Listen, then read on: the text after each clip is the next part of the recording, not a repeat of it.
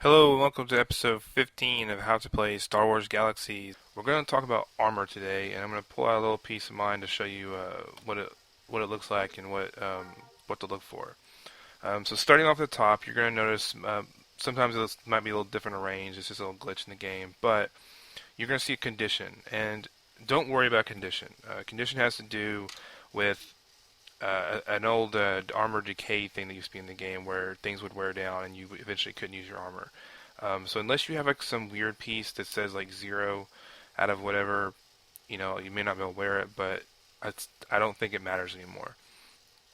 If you have stat mods in it, they're gonna be here, and if they're handmade, like maybe made from your another tune or something, it's gonna be they're only gonna be able to be up to 35.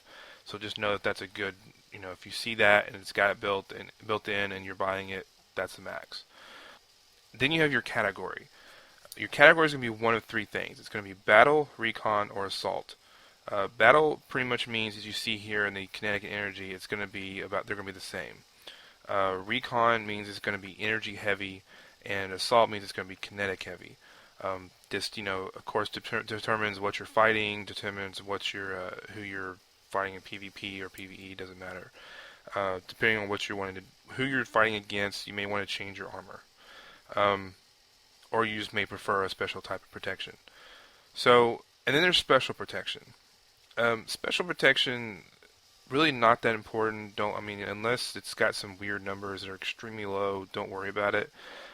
These are for things against like elemental and all armor. If it's got over 6,000 stats on the energy and kinetic, it's going to have pretty high, which 5,000, that's high enough on the special. Unless you're doing something very specific against some high-end, boss or something, where you need special, really high heat or cold or something, you know, don't fret over it. It's not worry. Don't worry about it at all. And you do want to kind of look on the species name if you're not aware of what armor types are allowed to be worn by different species. Most of the armor can be worn by most of the species out there.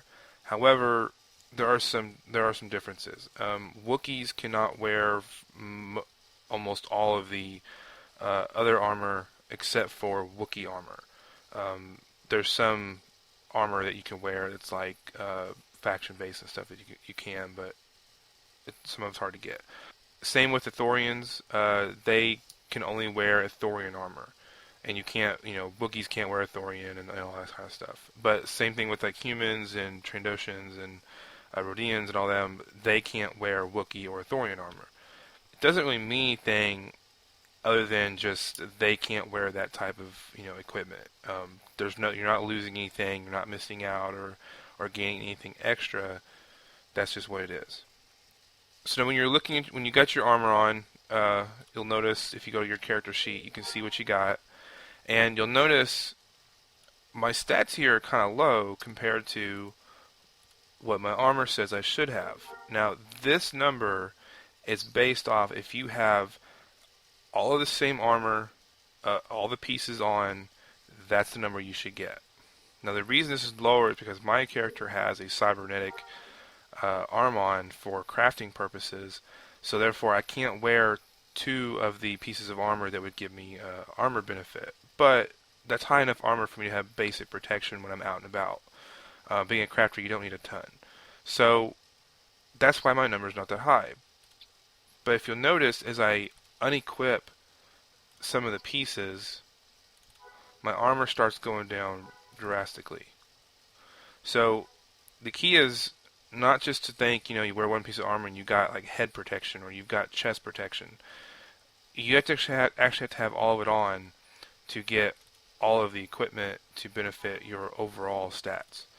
So this is kind of where it comes in for the appearance window. If you don't really want to look the way your armor looks, then you want to make sure and maybe equip the armor, but then wear some clothes or something that hide the armor you're wearing. And some of the other requirements, restrictions, there used to be profession restrictions on the category you would wear. If you had if you like battle, it can only be worn by certain people. Recon and assault can only be worn by certain professions. But they still have restrictions on things like Mandalorian armor, and there's a other called bounty hunter armor. Those are still supposed to be restricted to like I think commandos and bounty hunters, things like that. It's same thing as in Jedi can only wear Jedi robes. That's what your Jedi armor would be. And on that, a newer thing is Jedi used to only be able to wear robes. There were Jedi robes, like apprentice and all that sort of stuff. But now they've changed it because it's a bit unfair because robes were hard to loot, and it made Jedi kind of the only profession where all of your equipment had to be looted, and it was unfair. Even though Jedi did have some benefits before, they needed to balance things out, which they did a good job on.